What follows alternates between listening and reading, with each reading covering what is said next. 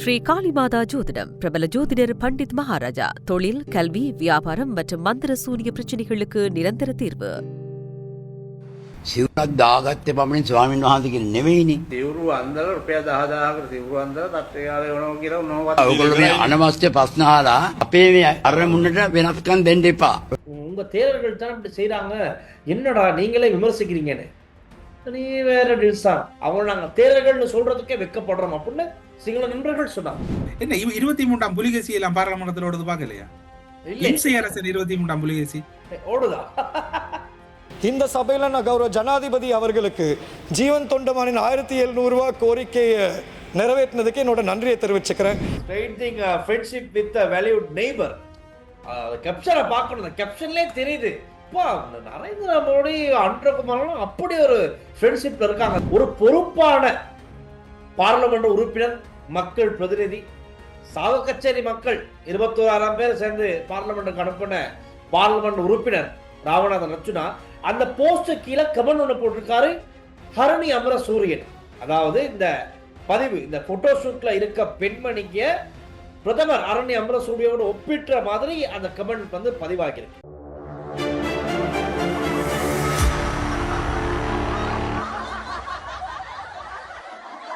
Rhino ரூஃபிங்கிடமிருந்து rhino premier roofing தீர்வுகள். Hello அண்ணா, வணக்கம். வணக்கம் டில்சன், எப்படி இருக்கிறீங்க? 2000 பேர் வந்தாங்களா ஊருக்குள்ள? 2000 பேர் ஊருக்குள்ள வந்தாங்களா? 2000 பேர்ல ஆரம்பத்துல 200 பேர் தான் புட்டுவா போட்டிருந்தாங்க. 200 பேர்த்துக்கான புட்டுவா தான் போட்டிருந்தாங்க. அதுக்கப்புறமா என்னடா இன்னைக்கு காத்து வாங்குதேன்னு பார்த்தா சரி இன்னொரு 200 புட்டுவா அதிகரிச்சுக்கிட்டாங்க. ஒட்டு மொத்தம் ஒரு 500க்குள்ளதான் இன்னைக்கு சங்கம், அதாவது என்ன சங்க மாநாடு, சங்க தமிழோட சங்க மாநாடு நடந்துச்சு. இதே ஆனா உண்மைக்குமே சொல்லணும், இதே மாநாடு 2018 நடந்திருக்கு, ரைட்டா? அத 18 நடந்த தொடர்ந்து தான் அடுத்தடுத்து சில சம்பவங்கள் நடந்து ஆட்சி மாற்றம் நடந்து கோட்டாபேக்கு ஜனாதிபதி பதவி, மஹிந்த ராஜபக்சேவுக்கு பிரதமர் பதவி, அவங்க குடும்பம் மீண்டும் ஆட்சி பீடம் மேற அந்த சங்க மாநாடு ஒரு காரணமா இருந்துச்சு. அதே மாதிரி இப்ப இந்த மாநாடு எதிர போய் முடியும் அப்படிங்கிற ஒரு கேள்வி எழுப்பியிருக்கு. ஆனா அன்னைக்கு அதுக்கு ஒரு மதிப்பு இருந்துச்சு, அது சங்க மாநாட்டுக்கு. இன்னைக்கு பாத்தீங்கன்னா ஒரு மதிப்பு உள்ள சரியில்லை சொல்றதுக்கு. பேஸ்புக்ல எல்லாம் சிரிச்சு வச்சிருக்காங்க சிங்களவர்கள். எப்படின்னா விமர்சனம். தொடர்ந்து நீங்க ஒரு மக்களை அல்லது மக்கள் கூட்டத்தை வந்து முட்டாளாக்கவும் இல்லாத மாற்றவும் இல்லாது. இப்ப சிங்கள மக்கள்கிட்ட மறதி என்ற ஒரு பெரும் அந்த மறதி என்ற நோய் இருக்குன்னு நாங்களே இந்த தளத்துல கூட சொல்லி இருக்கிறோம்.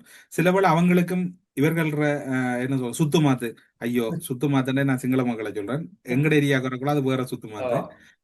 என்னடா நேற்று இவர் அமைச்சர் சந்திரசேகரன் கூட நாடாளுமன்றத்துல இந்த தமிழ் மக்களை சுத்து மாத்து செய்யற அரசியெல்லாம் வெளியில இருந்து செய்யாதங்க அப்படின்னு சொல்லி இருந்தார். அப்ப அந்த அடிப்படையில இந்த பிக்குமார் போராட்டம்ன்றது வந்து நீங்க நேற்று சொல்லக்குள்ள எனக்கு தெரியும் என்னன்னு சொன்னால் கனபிக்குமார் ஒழிச்சிட்டாங்களாம், பின்வாங்கிட்டாங்க. நான் அறிஞ்ச வரையில நான் சில ஊடகவியலாளரோட கதைச்சேன்னா சில முக்கியமான விகாரையில் இருக்கக்கூடிய அந்த கற்றுக்கொண்டிருக்கக்கூடிய அந்த பௌத்த மதத்தை படிச்சு கொண்டிருக்கக்கூடிய இளநிலை பௌத்த துறவிகள் கூட சில விகாரைகள்ல இருந்து விடலையா. ஆமா, அதே மாதிரி மகாநாயக்க தேரர்கள் அவங்க எல்லாம் இதுக்கு வந்து ஆதரவு இல்ல. மகாநாயக்க தேரர்கள் என்ன செய்யறாங்களோ அதுதான் சரியா பார்த்தா இலங்கையில புத்த தர்மத்தின் அடிப்படையில அவங்க அப்ரூவோட செய்யறதுதான் ஏற்றுக்கொள்ளப்படும் பொதுவா. ஆனா இது வந்து மகாநாயக்க தேரர்கள் இதுக்கெல்லாம் பெருசு சப்போர்ட் இல்ல, விருப்பம் இல்ல. இது வந்து ஏதோ ஒரு அரசியல் லாபத்துக்காக, அரசியல் தரப்பை சேர்ந்தவங்களுக்காக செய்யற மாதிரி இருக்குதா. அவங்களும் பல இடங்கள் இதை வந்து முன்பதிவு பண்ணிருக்காங்க. ஆனா இன்னைக்கு நடந்தது எப்படின்னா அரசியல்வாதிகளும் கலந்துருக்காங்க. எப்படின்னா யார் வந்தது? சரத் வீரசேகர் முதலாவதா வாராரு. சரத் வீரசேகர் வந்து இறங்குறாரு. சஜித் பிரேமதாஸ் இன்னைக்கு வந்திருந்தாரு. தயாசிரி ஜெயசேகர் வந்திருந்தாங்க. இன்னும் இருந்த பல பேர் வந்திருந்தாங்க. அதுல முக்கியமா கசப்ப தேரர் உட்பட குழுவினர் திருகோணமலை புத்தர் சிலை விவகாரத்துக்கு அங்க முத்தட்டுவ தேரரைத்தான் அவங்க தூக்கிட்டு தான் வந்தாங்க. நடக்க வச்சு அவருக்கு நடக்க முடியாது, பாவம் வயதான ஒரு நபர். அவர் அப்பயும் நடந்து வாராரு. எங்க நாட்டையும் எங்க சாசனத்தையும் காக்கணும், எங்களுக்கு தான் அந்த பொறுப்பு இருக்கு அப்படின்னு வந்திருக்காரு. ஆனா அது இன்னைக்கு மக்கள் மத்தியில ஒரு நகைச்சுவையா மாற்றப்பட்டிருக்கு அப்படிங்கிறது தான் உண்மையான நிலவரம். நாங்க அந்த கமெண்ட்ஸ் எல்லாம் நான் பார்த்தேன். சரி, இப்போ மெயின் மீடியா ஸ்ட்ரீம் ஆகிட்டு இருக்கு, லைவ் போடுறாங்க. ஒரு சில மீடியாக்கள் வந்து இது வந்து மீடியா ஸ்பான்சர் மாதிரி லைவ் எல்லாம் போகுது. அந்த கேமராமேன்லாம் அவங்க மீடியாவில தான் 10-15 கேமராமேன் ஒரு சேனல்ல இருந்து. அப்ப அப்படி இருக்கும்போது அவங்க தான் மீடியா ஸ்பான்சர் மாதிரி நடந்துச்சு. அதுக்கான கமெண்ட்ஸ் போயிட்டு பார்த்தா தான் தெரியுது. ஓ, சிங்கள மக்கள் மத்தியில இருக்க இந்த மாநாடு பத்தின மனநிலை எப்படி இருக்குங்கிறத பார்த்துக்க கொள்ளக்கூடியதா இருக்கு. எல்லாம் சிரிச்சு வச்சிருக்காங்க, ஏசி வச்சிருக்காங்க, விமர்சிச்சிருக்காங்க. அப்படியான ஒரு நிலையில தான் இன்னைக்கு மாநாடு நடந்து முடிஞ்சிருக்கு. பிக்குகளை எதிர்ப்போர் யாராக இருந்தாலும் எதிர்ப்போம், ம். உயிரிழக்கும் வரை பின்வாங்க மாட்டோம். முத்தட்டுவ ஆனந்த தேரர் எச்சரிக்கை. ஆட்சி மாற்றத்தை ஏற்படுத்தி புதிய அரசாங்கத்தை ஆட்சிக்கு கொண்டு வருவதற்காக நாங்கள் இந்த மாநாட்டை நடத்தவில்லை. என்னால் அரசாங்கம் ஒன்றை வழிநடத்த முடியும் என்றால் கட்டாயம் அரசாங்கத்தை கவிழ்ப்பேன். ஆப்பா, முறுத்தட்டு. ஆனா இப்ப இந்த பிக்குமார் இந்த போராட்டங்கள் எல்லாம் எப்படி இருக்கின்ற டெல்சான், நீங்க சொன்ன மாதிரி அஸ்கிரிய, மகாநாயக்க ம். மற்றும் காமினி நிக்காய பீடங்கள் வந்து அவங்கள்ல இருந்து பிறப்பிக்கிற சங்கான ஆமா, இப்ப கோத்தபாய ராஜபக்ச ஓடுற டைம்ல அரசுக்கு எதிரான ஒரு சங்கான பிறப்பிக்க சொல்லி எல்லாரும் ஆமா, கேட்டுக்கொண்டு வந்தாங்க. ஆமா, ஆனா அவங்க அதை பிறப்பிக்கல பிறப்பிக்க. ஒரு இறுதி கட்டம் வரைக்கும். அது மாதிரி இந்த பிக்குவால்ற போராட்டம் எல்லாம் இவங்க எல்லாம் எப்படி என்று சொன்னால், இந்த களவெடுக்கிற, பொய் சொல்ற, என்ன சொல்ற, அந்த குற்றச்சாட்டுகளோட தொடர்பானங்களை காப்பாத்துறதுக்கான ஆமா. பௌத்த துறவிகள் தான் இவங்க. ம், ம். உண்மையில இவங்கள்ட்ட போய் அந்த பிரித்தோதி நூல் கட்டுறதே பாவம். உண்மைதான். இப்ப பாவம் செய்கிறவனை மன்னிக்கிறவர் அடில்சான், பாவம் செய்கிறவன் தான் வாழ வேணும் என்று நினைக்கிறது பிள்ளை. உண்மைதான், உண்மைதான், உண்மைதான். இன்றைக்கு கிறிஸ்தவர்கள் வந்து அவங்களோட சிலுவ தவக்காலத்துல சிலுவ பாதையை இன்றைய நாள்ல சிறப்பிக்கிறாங்க, அவங்களோட முதல் சிலுவ பாதைன்ற மாதிரி. அதுக்காக பாதர் கூப்பிட்டு குற்றம் செயல்களோட தொடர்பட்டவர்களை எல்லாம் நீங்கள் உதவ வேணும், அவர்களுக்கு பக்கபலமா இருக்க வேணும் சொல்லி சொல்றதா இல்ல. அவங்க சொல்லுவாங்க பாவம் செய்தவங்களை மன்னிக்கணும், ஆனால் பாவம் செய்கிறவனை அனுமதிக்க கூடாது ம். தொடர்ந்து. அதான் அந்த அந்த விவிலிய. அது மாதிரி தான் பௌத்த சமயம் வந்து மிக திறமையான கருத்துக்களை தான் சொல்லுது. ஆனா இப்படியான பிக்குவல் தான் அங்க இவங்க, நான் நினைக்கிறேன் டெல்சான், அங்கட பௌத்த கல்வியை முழுமையா கற்காதவர். சரி, சரி, சரி. உங்களுக்கு ஞாபகம் இருக்க, முத்தட்டு ஆனந்த தேரர்கிட்ட யாரோ ஒரு மாணவியோ மாணவன் ஏதோ ஒரு அவங்களோட பட்டப்படிப்பை வாங்க மாட்டாங்க. ஒருத்தர் இல்ல, அந்த பெட்சே வாங்காது. இவர் வந்து கொடுக்கறதுக்கு ரெடி. துணைவேந்தரா பட்டமளிப்பு விழாவில் பட்டம் கொடுக்கறத ரெடியா வராரு. யாருமே அந்த மாணவர்கள் யாருமே வாங்கல. ஏன்னா இவர் அரசியல் ரீதியான ஒரு தேரர். இவர்கிட்ட வாங்க, அரசியல் சாயத்துக்கு தேரர்கிட்ட நான் வாங்க அப்படின்னு அனைத்து மாணவர்களும் நிராகரிச்சாங்க. அது ஒரு பெருசா பேசப்பட்டுச்சு. அண்டு நான் கவலைப்பட்டேன். நான் 1000 தான் இருந்தாலும் ஒரு பௌத்த துறவி அவர்கிட்ட இதை வாங்கியிருக்கேன். இண்டை பாக்குறேன், உங்களுக்கு அந்த மாணவ மாணவியர்களுக்கு சல்யூட், பெரிய சல்யூட். நீங்க நல்ல, நாங்க கடந்த காலங்கள்ல அரசியல் ரீதியான பிரச்சனை, இது இனவாத ரீதியான பிரச்சனைகள், மதவாத ரீதியான பிரச்சனைகள், இந்த முத்தர் சிலை விவகாரங்கள், இதெல்லாம் சார்ந்து யாரும் மீடியா முன்னுக்கு வந்து மீடியாவை அழைச்சி வாய்ஸ் கட் கொடுக்குறாங்களோ இவங்க எல்லாருமே ஒரு அரசியல் பின்னணி இருக்கு, இல்லாம இல்ல. அரசியல் பின்புலம் ஒண்ணு இருக்கு, அரசியல் சப்போர்ட் ஒண்ணு இருக்கு, அரசியல் சாயம் இருக்கனால தான் இவங்க மீடியாக்களை கூப்பிட்டு அது முன்னுக்கு ஒரு வாய்ஸ் கட் கொடுக்குறாங்க. இவங்க நினைச்சாங்கன்னு சொன்னா சரியான தர்மத்தின் அடிப்படையில அவங்க செட் பண்ணாங்கன்னு சொன்னா இந்த மீடியாவெல்லாம் தேவையில்லை. அதை எப்படி தீர்க்கணும் அப்படிங்கறத அவங்க விழுமியத்தின் அடிப்படையில ஒரு ஒழுக்கத்தோட ஒரு அமைதியான முறையில அவங்க விட தீர்க்கலாம். ஆனா இவங்க செய்ய மாட்டாங்க. மீடியா ஒரு 10-15 மீடியாவை கூப்பிட்டு அது முன்னுக்கு கத்தி கூச்சலிட்டு முழு உலகத்துக்கும் அதை சண்டித்தனத்தை காட்டி அப்படியானது. அப்பா இந்த சிங்களவன்கிட்ட கேட்டேன், சிங்கள நண்பர்கள் ஏராளமான பேர் இருக்காங்க. ஏண்டாப்பா உங்க தேர்தல்கள் தான் இப்படி செய்யறாங்க, என்னடா நீங்களே விமர்சிக்கிறீங்கன்னு. நீ வேற டில்சான், சரியான தேரர்கள் இருக்காங்க, இல்லாமல்ல, நல்ல தர்மத்தோட போற தேரர்கள் இருக்காங்க.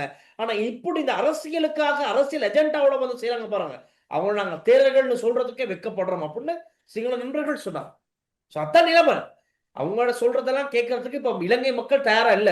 அது ஒரு பாரிய மாற்றம் இலங்கையில் நடந்திருக்கு. அது இந்த ஆட்சி மாற்றத்தோட இந்த மாற்றமும் நடந்திருக்கிறது நாங்க நிச்சயமா சொல்லியே ஆகணும். இந்த ராஜபக்ச தரப்புகள் வந்து அவங்க தங்களை காப்பாற்றி கொள்ள ஆடைய அணிகிறது வந்து பௌத்த துறவிகளை தான் அவங்க பக்கபலமா. இனி அதுவும் கூட நடக்கிறதுக்கு வாய்ப்பு இல்லைன்னு சொல்லப்படுது. என்ன 23ஆம் புலிகேசி எல்லாம் பாராளுமன்றத்தில் ஓடுது பாக்கலையா? இம்சை அரசர் 23ஆம் புலிகேசி ஓடுதா? என்னய்யா நீங்க எங்க இருக்கிறீங்க? இந்த உலகத்துல வெளியே தான் இன்னைக்கு நான் வெளியில பிஸி ஆகுறதுனால உள்ளுக்கு ஒன்னும் பார்க்கல. இது நேற்று நடந்திருக்கு, நானும் பார்க்கல, பார்த்தேன். என்ன சம்பவம்? இந்த தோட்ட தொழிலாளருக்கு சம்பளம் கூட்டுறான்னு வாழ்நாள் ஃபுல்லா அந்த மக்கள் ரத்தத்தை உறிஞ்சினது அட்ட மட்டும் இல்ல, அங்கிருந்து அரசியல்வாதிகள். இப்ப என்னடாண்டா சம்பளம் கூட்டியாச்சா, நன்றி தெரிவிக்கிற தண்ட கோரிக்கையை ஏற்று சம்பளம் அதிகரிச்சதுக்கு நன்றியா. அந்த பார்த்தேன், என்னுடைய கோரிக்கையை ஏற்று சம்பளம் உயர்த்தி ஜனாதிபதிக்கு நன்றி. இந்த சபையில் நான் கௌரவ ஜனாதிபதி அவர்களுக்கு ஜீவன் தொண்டமானின் 1700 ரூபா கோரிக்கையை நிறைவேற்றினதுக்கு என்னோட நன்றியை தெரிவிச்சுக்கிறேன். எனக்கு தெரியல, அந்த மக்கள் அந்த தித்வா புயலால பாதிக்கப்பட்டு வீடுகள் இல்ல, உணவில்ல, உடை இல்லாம இருக்கக்குள்ள அங்க ரிசப்ஷன் பெரிய தடபுடலாம். இவங்கெல்லாம் மக்கள் தலைவர்கள்னா நேற்று எனக்கு ஒரு ஆள், நேற்று ஒரு முக்கியமான அரசியல் பிரமுகர் மலையக பகுதியிலிருந்து நாடாளுமன்றம் வந்திருக்கக்கூடிய அரசியல் பிரமுகர், நான் அந்த பேரை தவிர்க்கிறேன், அவர் சொன்னார் இந்த நாடாளுமன்றத்தோட அவர் லீவ் பண்றாராம் அரசியல் வாழ்க்கையில இருந்து.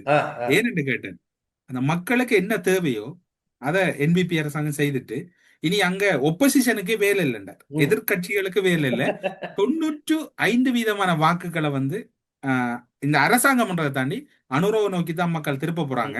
5% வாக்குகள் சிலவுல வாக்களிப்புகள்ல நிராகரிக்கப்படலாம். எனவே இதான் நடக்க போகுது. நீ அரசியல் இல்லைண்டா பெரும்பாலும் அவர் அந்த அரசியல்ல இருந்து விடைபெறக்குள்ள ஞாபகம் இருந்தாங்களுங்க ஆறுன்னு சொல்றார். மலையகத்துல நாடாளுமன்றத்துக்கு வெற்றி நாடாளுமன்ற உறுப்பினராக இருக்கக்கூடியவர் அவர் நேற்று மாலை கதைத்த ஒரு உரையாடல் பகுதி. ஆமா. ஆனா இன்னொன்னு, இன்னைக்கு நாள் வந்து நினைக்கிறேன், ஞாபகம் இருக்கான்னு யோசிக்கிறேன், எனக்கு ஞாபகம் இருக்கு. நான் கொஞ்சம் தேடி பார்க்கும்போது ஒரு சில விஷயங்கள் எனக்கு கைக்கு கிடைச்சிது. ஒரு தமிழ் இனத்தின் அடையாளமாக முதல் ஆரம்பம்னு நாங்க சொல்லலாம், ஒரு வரலாற்றின் ஆரம்பம் அப்படின்னு கூட நாங்க சொல்லலாம். அந்த ஆரம்பம் இன்றைய நாள் ஒரு நினைவு நாளா இருக்கு. எதுவும் ஐடியா இருக்கா உங்களுக்கு? ஓம்டேல்சா, நீங்க எனக்கு சொல்லும் போதே சில நாட்களை மறக்க முடியாது, சில நாட்களை நினைக்காமல் இருக்க முடியாது, சில நாட்கள் தொடர்பில் நினைவுகள் இல்லாமல் இருக்க முடியாது. அந்த அளவுக்கு நாங்கள் உணர்வுகளற்ற மனித பிறப்புகள் அல்ல. ஆனால் சில மனிதர்கள் உணர்வுகளமற்று இனத்துக்கும் பிரயோசனம் இல்லாது ஒரு பிரயோசனமற்ற வாழ்க்கை வாழ்ந்தாலும் இன்றைய நாளில் குறிப்பாக சொல்ல போனால் பேரை சொல்றதுக்கு ஒரு நிமிடம் கலக்கமா இருக்குது. பார்வதி அம்மாள் அவர்கள், அதாவது தமிழ தேசிய தலைவரனுடைய தாயார் இறந்த நாள். அவர் இறந்த நாள் என்பதை விட அந்த இறப்பதற்கு அவர் அந்த நோய்வாய்ப்பட்டிருந்த காலப்பகுதி, அவருடைய இறுதி மரண ஊர்வலங்களை எல்லாம் நினைக்கின்ற போது உண்மையில் ஒரு மனிதனுக்கு அப்படி அது யாரும் செய்யக்கூடாது. இந்த இடத்தில் தான் டேல்சா உங்களுக்கு ஒரு விடயத்தை கூற வேண்டும்.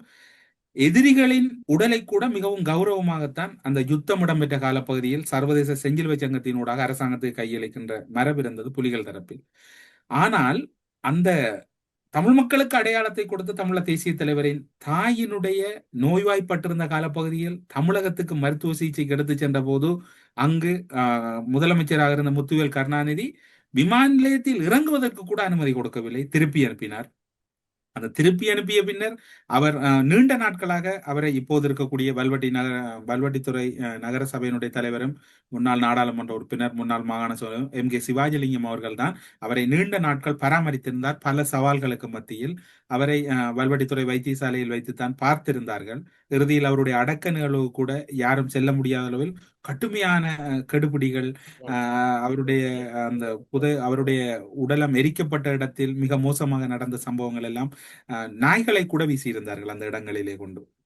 அப்படியான ஒரு மிக மிலைச்சத்தனமான ஒரு சம்பவமாக இருக்கின்றது. யாருக்கு நடக்கக்கூடாது. ஆனால் இன்று எம்மில் இருக்கக்கூடிய பலர் கூட மறந்திருப்பதற்கு வாய்ப்பு இருக்கின்றது.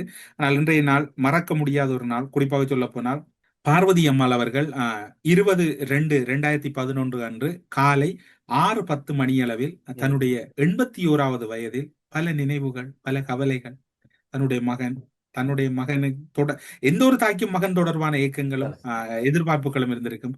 தன்னுடைய கணவனை கூட இறந்த நிலையில் தான் அவர்கள் இராணுவ கட்டுப்பாட்டில் இருந்து விடுவித்தார்கள். இப்படி ஒரு மனிதன் என்னென்ன விடயத்தை அனுபவிக்க கூடாதோ அவ்வளவத்தையும் அனுபவித்து ஒரு என்ன சொல்வது, இந்த இடத்தில் சிவாஜிலிங்கம் அவர்களுக்குத்தான் பெரியதொரு நன்றி கடன் பட்டிருக்கிறது தமிழினம். இருந்தாலும் கூட ஒரு வகையில் பெருமதியான மரண வீட்டை அவர் செய்திருந்தால் இவ்வளவும் தான் சொல்லக்கூடியதாக இருக்கின்றது. ஒரு தேசத்தின் தாய் என்று கூட சொல்லலாம் என்று நினைக்கிறேன். சில வேளை பின்னூட்டத்தில் வந்து இப்போது தகாத வார்த்தைகளை கூட எழுதுவதற்கு வாய்ப்பு இருக்கின்றது. மறந்து விடுகிறார்களா, மறக்கப்படுகிறார்களா, அல்லது மறக்கின்ற நிலையில் இருக்கிறார்களா என்று தெரியவில்லை. ஆனால் நீங்கள் கூறிய விடயத்தை நான் மறக்கவில்லை. சில நாட்கள் உடம்பில் இருந்து உயிர் பிரியும் வரையும் மறக்க முடியாத அளவில் தான் இருக்கிறது. இது என்னுடைய நாட்டு நடப்புக்கல்ல, இது என்னுடைய உணர்வுகளை நான் உங்களோட பகிர்ந்து. புரியுது, நீங்க சொல்லும் போது நமக்கு நம்மளை விட நிறைய விஷயம் உங்களுக்கு எல்லாம் தெரிஞ்சிருக்கும். அப்ப நீங்க அதை பகிர்ந்துகிட்டீங்க. Right, okay. இன்னைக்கு பார்லிமெண்டத்துல காலையிலே SM மரைக்கா எதிர்த்தரப்பில் இருந்து ரொம்ப ஆரவாரமா சத்தமா இருந்துச்சு. நிலக்கரி என்பிபி எம்பி மாதிரி தேடினாங்க, ஏதோ வங்கி கணக்கு தொடர்பு ஆளை தேடுறோம் காணலாம். இல்ல அதுக்கு இப்ப எஸ்.எம். பரிக்கார் காலையில ஒரே முறைப்பாட்டை முன் வச்சாரு. இப்ப இந்த அரசாங்கம் வந்து நிலக்கரி மோசடி ஒண்ணு பண்ணி டெண்டர் போடுறதுல இருந்து ஒரு மோசடி பண்ணி வந்த பெருமதியான பெருமளவான பணத்தை வந்து யார்கிட்ட அம்மாவுடையும் மகளுடையும் இல்லாட்டி மனைவியுடைய யாருடைய அக்கௌண்ட்டுக்கு ஒரு அமைச்சருடைய ஒரு குடும்பத்தினருடைய அக்கௌண்ட்டுக்கு தான் அந்த காசெல்லாம் போயிருக்குன்னு ஒரு குற்றச்சாட்டை முன் வச்சுட்டாங்க. பகல் வந்து நஜித் அவர் வந்து பார்லிமெண்ட் நஜித் வந்து பதில் சொல்ல தேடும் போது எஸ்.எம். பரிக்கார காண கேட்கிறாரு, எங்க அந்த அக்கௌண்ட் டீடைல்ஸ் தேட போயிட்டாரோ அப்படின்னு அவர் கேட்கிறாரு. அது விஷயம் நீங்க சொல்றீங்க. උදේ ඉඳන් බොරු කියනවා, බොරු එකතු කරනවා, සමහරලාට බොරුවේ සීමාව තමයි දරා ගන්නත් බැරි වෙනවා. කො මරික්කාර මන්ත්‍රීතුමා නැද්ද? මම හිතන්නේ මේ account detail ගේන්න ගිහිල්ලා වෙන තැමැත්තුමාගේ බිරිඳගේ අම්මගේ බැංකු පොතේ කොපියක් ගන්න ගිහිල්ලා වෙන්නද කියලා අපි හිතනවා. දැන් හවස් වෙනකල් එයි කියලාත් හිතනවා. මම හිතන්නේ මේ ඔව් හවස් එද්දී එයිනේ කොපිය අරගෙන. එතකොට අපි බලමු මේ අරන් එයිද කියලා. ඔව් පොතේ ෆොටෝ කොපිය අරගෙන ගිහිල්ලා. இப்ப ஒரு பக்கம் முன்வைக்கப்படுது நிலக்கரி மோசடி ஒன்று இடம்பெற்று இருக்கதா. இப்ப இன்னைக்கு அதுக்கு பார்லிமெண்டத்துக்கு முன்னால ஒரு ஆர்ப்பாட்டம் வேற நடந்துச்சு. என்ன இது பத்தி ஏதோ அப்டேட் கிடைச்சதா உங்களுக்கு?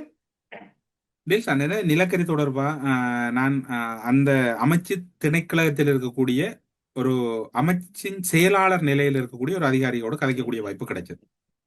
அவர் அந்த நிலக்கரி ஊழல் தொடர்பாக கேட்கின்ற போது இப்போது ஊழல் என்று சொல்றாங்க. ஆனா எப்படியான வகையில் ஊழல் நடந்தது தங்களுக்கு தெரியாம இருக்கு. சிஸ்டம் தங்களுக்கே புரியுது இல்லை. அல்லது ஊழல் செய்யாம இருக்கிறது ஊழல் என்கிறாங்களா? இப்ப அமைச்சுக்கள் தலைவர்கள் ராஜினாமான்னு சொல்லி ஒரு செய்தி வருது தானே, அதை பற்றி உங்களோட ஒப்பீனியன் என்ன? இதுக்கு பதில் சொல்றேன் நான். அது உங்களோட ஒப்பீனியன் என்ன? அமைச்சுக்களின் பல திணைக்கள தலைவர்கள், போக்குவரத்து சபையில தலைவர், சீனி சங்கத்துல இருந்த ஒருத்தர் விலகணும் சொல்றாங்க, விலகன்னு சொல்லப்படுது தானே. உங்களோட ஒப்பீனியன் இதை பற்றி என்னது? இப்ப அவங்க எதுக்காக விலகுறாங்கிறத கொஞ்சம் தேடி பார்க்கணும். என்ன காரணம் என்ன இட தேவையில்லை. இவங்க அப்பாயின்மெண்ட் எல்லாம் பழைய கவர்மெண்ட் செய்த அப்பாயின்மெண்ட் திணைக்கள தலைவர்கள். இப்ப டில்சான் நாங்க ஒரு கம்பெனியை வாங்கினா அந்த கம்பெனியை வந்து எங்களுக்கு உரிய மாதிரி சிஸ்டத்தை சேஞ்ச் பண்ணணும். இவங்க பழைய கவர்மெண்டால வந்தவங்க. இப்ப கம்பெனி புது பாலிசியை சொல்பா. கம்பெனியில வரக்குள்ள ஒரு சிஇஓ இருக்கிறார். அவங்க நீங்க சொல்றீங்க டில்சான் சிஇஓ நீங்க அவர் அப்படியே கண்டினியூ பண்ணா எங்கட பாலிசியை கண்டினியூ பண்ணணும். எங்கட இவரை பழைய கம்பெனியை பற்றி கதைக்கலாண்டனே இவங்க அங்கேயோ பழைய கம்பெனியை கொண்டு வந்து ஓட்டோமேட்டிக் செய்ய விளைக்கிறது. விளங்குதா உங்களுக்கு? அதுலதான் இவங்க கணவர் விட்டுட்டு வர்றாங்க. இதுவும் அந்த அமைச்சுக்கள் செயலாளர் இருக்கக்கூடிய ஒரு சொன்ன தகவல் தான். அப்ப நாங்க கூட கவர்மெண்ட் பெரிய பல ஐயோ இது நாங்க அப்பாயின்மெண்ட் பண்ணாக்கள் இல்லை, இனி அப்பாயின்மெண்ட் பண்ண போறாக்கள் தான் நாங்க நியூட்டலானாக்கள். வடமாகாண கல்வி அமைச்சின் செயலாளர் நியமனம் ஒன்று இடம்பெற்றது. உங்களுக்கு ஞாபகம் இருக்கு. அவர் திருக்கோயிலை சேர்ந்தவர், சரியா? அவர நியமனம் சுயாதீனமான நியமனமா நடைபெற வழிகிட்டு இருக்குது. அந்த நேரம் அந்த அரசாங்கத்தில் இருக்கக்கூடிய அமைச்சர் ஒரு ஆள், அவர் வந்து ஒரு நாடாளுமன்ற உறுப்பினர்கிட்ட கேட்டிருக்கிறார், இவர் எப்படியானவர் உங்களுக்கு தெரியுமாண்டு.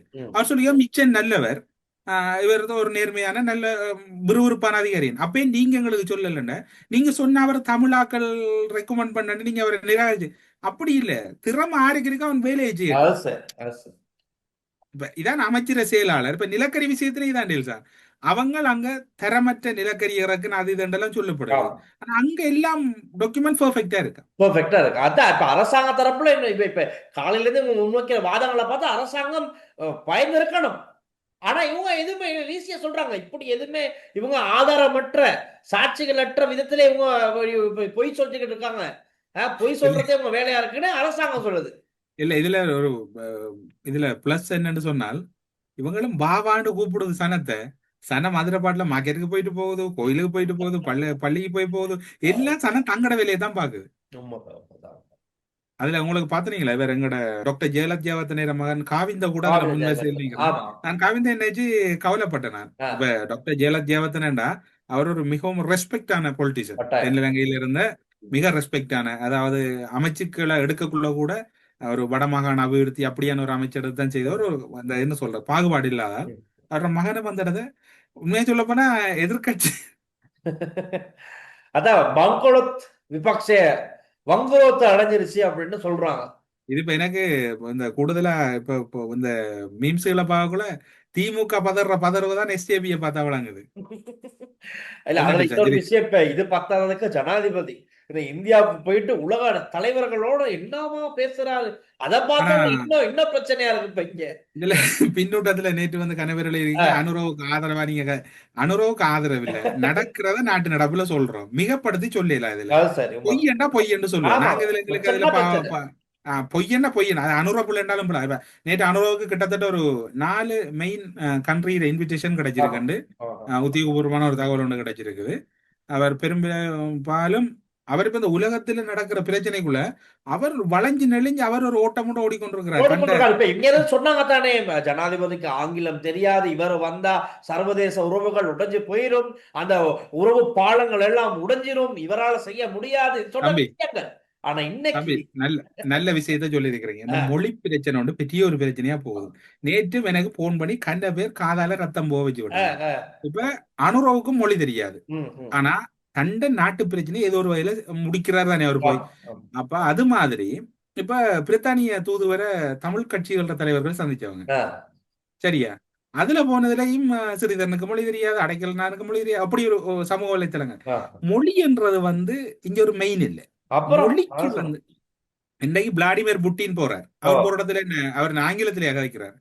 அனுர்குமார் திசாநாயக்க போறார், மோடி போறார். அவங்கட தமிழாக்கள்ற பிரச்சனை என்னென்றால் ஒரு கோட் போடவனும், ஒரு டை கட்டவனும், இங்கிலீஷால கதைச்சாதான் அங்க போய் இங்கிலீஷ்ல என்னத்த கதைக்கிற? எனக்கு மாநசபை தேர்தல எனக்கு மகனுக்கும் பிரச்சனை. அங்க போய் வீட்டு சண்டை தான். அங்க போய் உருப்படியா ஒன்றும் கதைக்கிறது இல்லை. அங்க போய் உங்களை நான் கழுவி ஊத்துறேன், என்ன நீங்க கழுவி ஊத்துறேன். பிரித்தானிய தூதரகத்துல இந்த சந்திப்பு இடம் பெற்ற பின்னர் நாங்க பிரித்தானிய தூதரகத்துல இருந்து ஒரு செய்தி போகும் தான், நீங்க எங்க பிரித்தானியாவுக்கு என்ன இடம் பெற்று அதுல போயிருக்கிற செய்தியை பார்த்தா இந்த தமிழ் தலைவர்கள் போய் ஐயோ பரிதான், அப்படி மோசமான செய்தி. சரி இல்ல அதான் இப்ப இன்னும் ஒரு 2-3 மணித்தியாலங்களுக்கு இந்திய பிரதமர் நரேந்திர மோடி கூட பேஸ்புக் பதிவு ஒன்று போட்டிருக்காரு. அவர் போட்ட முக்கியம் இல்ல, நீங்க ஷேர் பண்ணிருக்கிறீங்க. ஷேர் பண்ணி நாட்டு நடப்புல எடுத்துக்கணும், மறந்துடக்கூடாது எடுக்கிறதுக்காக தான் நாங்க அப்படி ஏற்றுக்கொள்ளல. நீங்க ஏதோ ஒரு உள்நோக்கம் இருக்குது, இல்ல யோசிக்கணும். Straightening friendship with valued neighbour.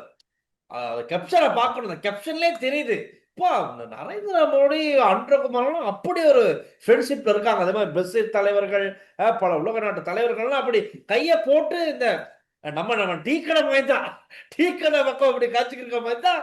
அவர் இப்ப நாட்டு நடப்பு மாதிரி தான், நாட்டு நடப்பு மாதிரி தான் இப்ப நாட்டை கொண்டு போற பண்ற. என்ன சொல்ற? உண்மையே சொல்லிட்டு சேஃபா போயிருவோம், விளங்குதா? போய் சொல்லாங்க. சரி. ஆனா இதுல இன்னும் ஒரு சுவாரஸ்யம் என்னடா டில்சன், அநேகமா வந்து எல்லாரும் எதிர்பார்த்தா அனுரவால நாட்டை கொண்டு போயிடலாண்டு. நான் திரும்பவும் சொல்றேன், நாட்டை கொண்டு போயிடலாது. ஆனா அனுர தன்னிட்ட இருந்த அந்த கிட்டத்தட்ட 75 வருட கால எதிர்கட்சி கடந்த காலங்களில் செய்த செயற்பாடுகள் அல்லது ஜேவிபி தொடர்ச்சியா எதிர்கட்சியா இருந்ததுல படிச்ச பாடங்களை சிலது அப்ளை பண்ணுது. அதனால அவரோட சக்சஸ் தங்கி இருக்குது. மற்றது முரண்பட்டு கொள்றதுல கொஞ்சம் உடன்பாடு இல்லாம இருக்கிறார்.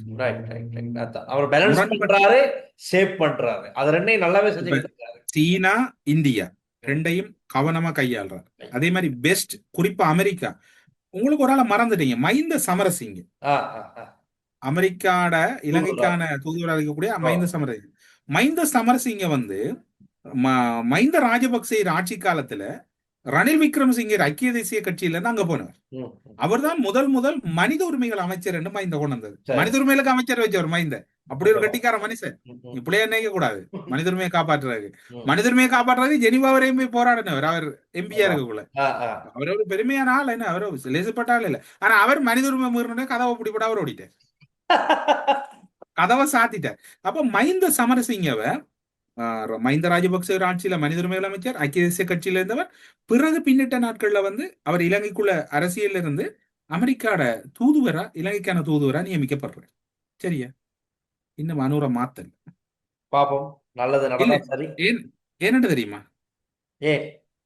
அவரை வந்து ஒரு என்ன சொல்ற துறை சார்ந்தால தான் அனுர பாக்குது, எக்ஸ்பர்ட்டா தான் பாக்குது, பொலிட்டிஷியனா பாக்கல. இப்பவும் ஸ்டில் அவர் தான் அங்க இருக்காரு. ஆமா ஆமா ஆமா ஆமா. நான் நினைச்சேன் அந்த உலக சமாதானத்துக்காக நடைபவனி செஞ்ச தேரர்கள், வெளிநாட்டு தேரர்கள், அமெரிக்க தேரர்கள் எல்லாம் இலங்கைக்கான தூதரகத்துல போயிட்டுதான் மதிய சாப்பாடு மதிய உணவு வந்து உட்கொண்டாங்க. அதுக்கு வந்து மஹிந்த சமரசிங்க தான் முன்னிலையிடம் செயற்பட்டாரு. அதை நாங்க வீடியோஸ் பார்த்தோம். இதுல என்னடா சொல்ல வாரன், அனுரகுமார திசாநாயக்க எதிர்கட்சியில் இருந்த மாதிரி நாட்டை கொண்டு போக முற்படல. ரைட் உண்மைதான். இப்ப எங்கெங்க என்னென்ன மாதிரி மூவ் பண்ணணுமோ இப்ப நம்ம நாட்டு நடப்பு மாதிரி தான். நாட்டு நடப்பும் என்ன சொல்ற, நாட்டை கொண்டு போறதுக்கான உபாயம் தான்.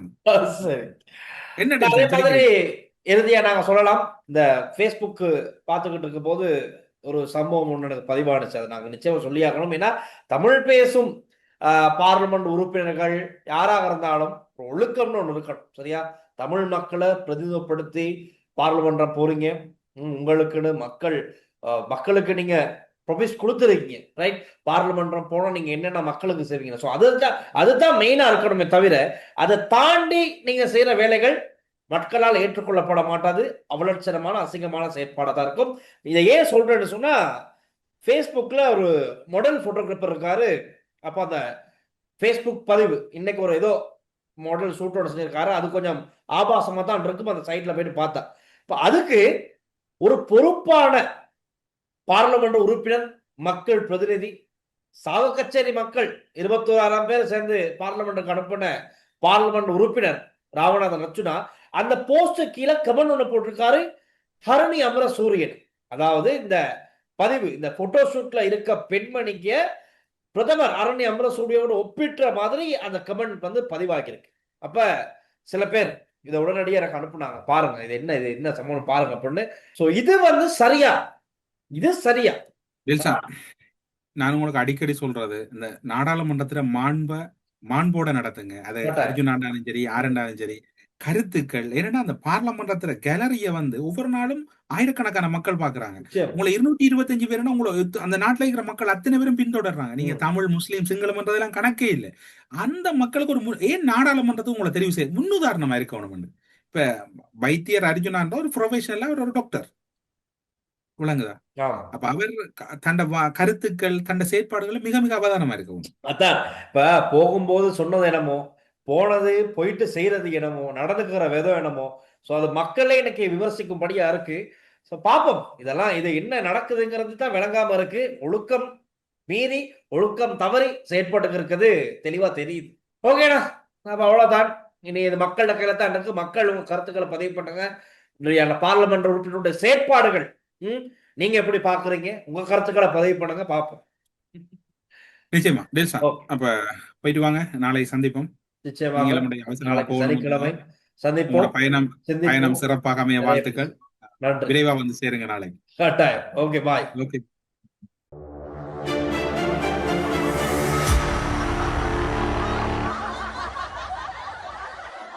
ஸ்ரீ காளிமாதா ஜோதிடம், பிரபல ஜோதிடர் பண்டித் மகாராஜா. தொழில், கல்வி, வியாபாரம் மற்றும் மந்திர சூனிய பிரச்சனைகளுக்கு நிரந்தர தீர்வு.